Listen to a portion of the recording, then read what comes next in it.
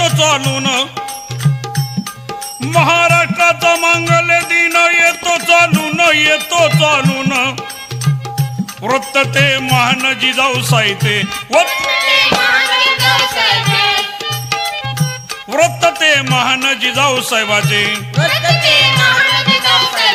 स्वप्न साकार स्वराज्याचे, स्वप्न साकार स्वराज्याचे,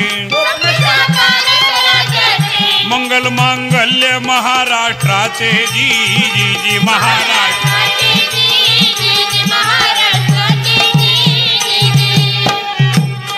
जिजाऊ साहेबांचं स्वप्न साकार होत आहे, त्यांचं वृत्त कडेला जात आहे. आज मांगल्य होणार कोणाचं? अरे महाराष्ट्राचं. महाराष्ट्राची भूमी वधू बनणार. वर शिवाजी राजे. काय आनंद झाला असेल या भूमीला. हिंदू संस्कृतीने नटलेला हा माझा देश, आनंदाचा सोहळा. कारण राज्याभिषेकाची वेळ जवळ आलेली होती. अगदी 5-6 दिवसावरच राहिलेलं होतं. गडावर एकच गडबड सुरू झाली होती. माऊसाहेबांना आणलं पाहिजे. पाचाडवरून आणलं मातेला, जिजा मातेला जी.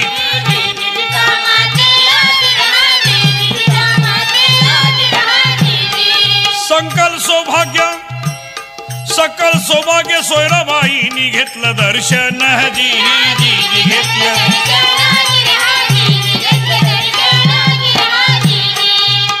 सोयराबाईंनी महासाहेबांचं दर्शन घेतलं. शंभू राजांनी दर्शन घेतलेलं आहे. जिजाऊ साहेबांनी आलाबला घेतली.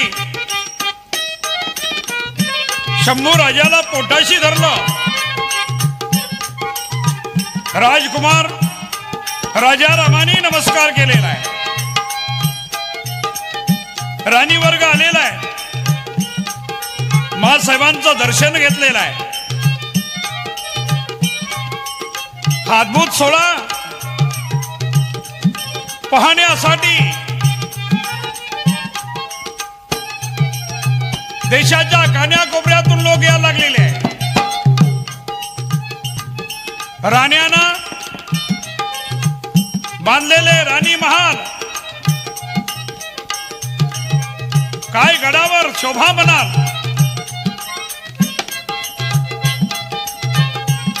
राणी महल बांधलं राण्याला, बांधलं राण्याला, अष्टप्रधानांच्या निवासस्थानाला,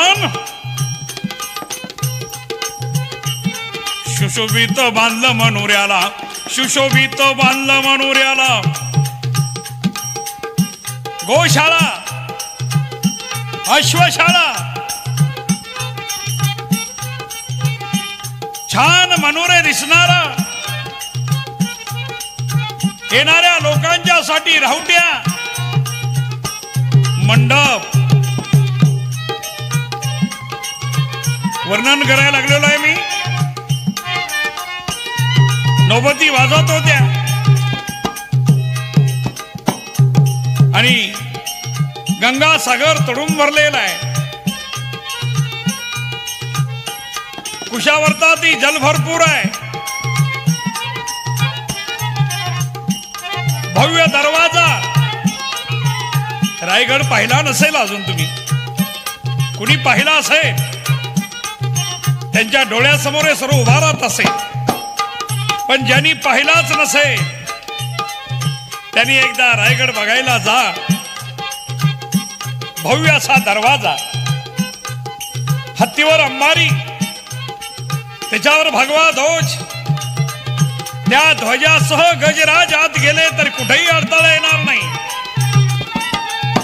असा तो भव्य दरवाजा. आणि त्याच्यावर भगवा ध्वज फडफडायला लागलेला आहे. इंग्रजाचे वकील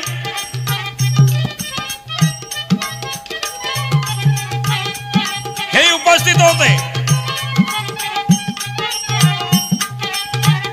त्याची तारीख आहे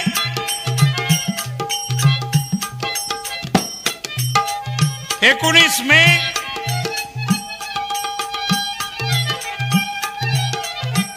1674 या सुमारास महाराज प्रतापगडला गेले. का गेले म्हणा? प्रतापगडच्या भवानी मातेला छत्र चढवण्याला महाराज समयाला गेले गडाला. जसं राजाला सोन्याचं छत्र होतं, जिच्या कृपेनं, ज्या भवानी मातेच्या प्रसादानं ही सर्व शक्ती पणास लावून आम्ही काम केलं, ती सदैव आमच्या पाठीशी असणारी भवानी माता, तिलाही सोन्याचं छत्र चढवायचं म्हणून महाराज प्रतापगडावर गेलेले आहेत. भवानी मातेची यथासांग पूजा केली. ते रत्नजडित सुवर्णाचं छत्र भवानी मातेवर चढवलं आणि महाराज रायगडला परत आलेले आहेत. ज्येष्ठ शुद्ध चतुर्दशी हा मुहूर्त मुंजीसाठी काढलेला होता. गागा भटांनी काढलेल्या मुहूर्तावरच महाराजांची मुंज करण्यात आली. क्षत्रिय म्हटलं की मुंज असली पाहिजे.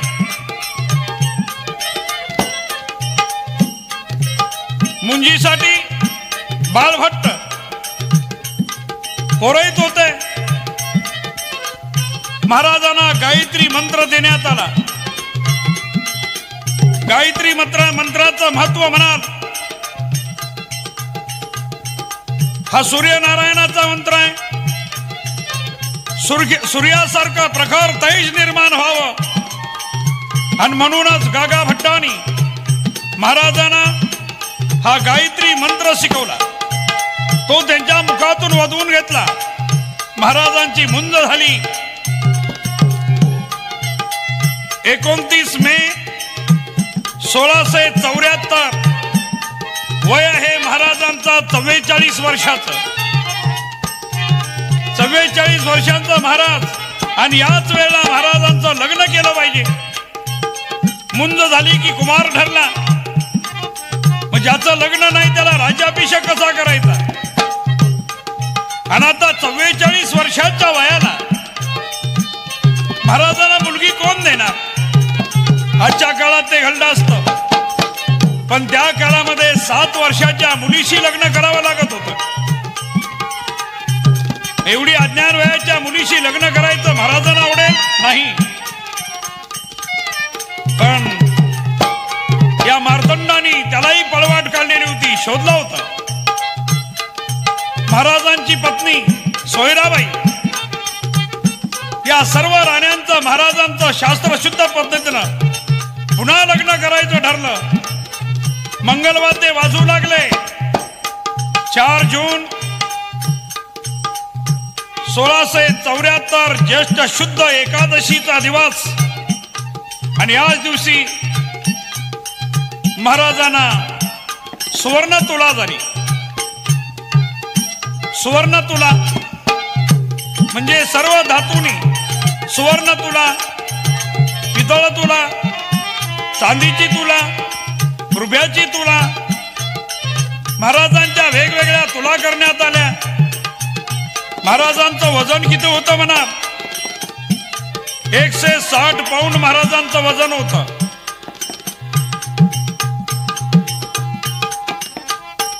सुवर्ण तुला झाली राजाला, झाली राजाला, शिवाजी राजाला, शिवाजी राजाला. सर्व तुला झाल्या समयाला, सर्व तुला झाल्या समयाला. अभयस्नान घातलं राजाला, घातलं राजा.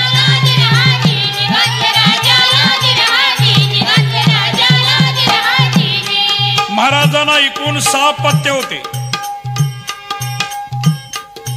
महाराजांना जे 6 मुली आणि 2 मुले.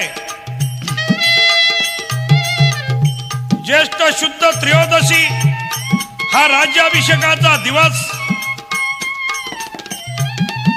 पुरोहितांनी काढलेला होता. रात्र कुठं गेली कशी गेली कुणालाच कळलं नव्हतं. पहाटेचे 4 वाजून गेले होते. महाराजांना राज्याभिषेक होणार, धर्मकार्य सुरू झालं होतं.